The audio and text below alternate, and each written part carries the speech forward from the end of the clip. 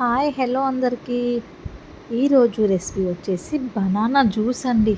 ఈ సమ్మర్లో ఇలా జ్యూస్ చేసుకొని తాగుదాం. ఎంతో చల్లగా స్వీట్గా చాలా బాగుంటుంది. మీరు కూడా ట్రై చేయండి. మరి ప్రాసెస్ ఏంటో మీరే చూసేయండి. ముందుగా నేనైతే ఒక మిక్సీ జార్ తీసుకున్నానండి. అందులో బనానా ఇలా పీసెస్ లాగా చిన్న పీసెస్ లాగా కట్ చేసుకొని వేసేసుకోవాలి. అన్నీ కూడా ఇదే విధంగా కట్ చేసి వేసేసుకోవాలి.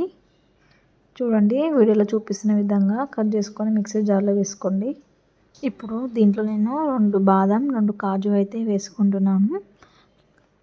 అలాగే ఐస్ క్యూబ్స్ ఉంటే కూడా వేసుకోండి. నేనైతే ఐస్ క్యూబ్స్ యూస్ చేస్తున్నాను. అలాగే కొద్దిగా మిల్క్ అయితే వేసుకుంటున్నాను. ఇప్పుడు దీంట్లోనే కొద్దిగా ఒక 1 కప్ షుగర్ యాడ్ చేసుకొని దీనిని ఇప్పుడు నేను మిక్స్ చేసుకుంటున్నానండి. గ్రైండర్ వేసాను కదండి, ఇప్పుడు గ్రైండ్ చేసుకుంటే సరిపోతుంది.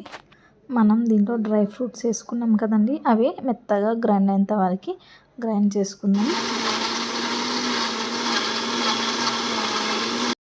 చూసారు కదా, బనానా జ్యూస్ అయితే రెడీ అయిపోయింది. ఎంతో సింపుల్ అండ్ టేస్టీ. ఈ సమ్మర్లో ఇలా చేసుకొని తాగితే చాలా అంటే చాలా బెటర్ అండి. మీరు కూడా ట్రై చేయండి తప్పకుండా. చాలా అంటే చాలా బాగుంది.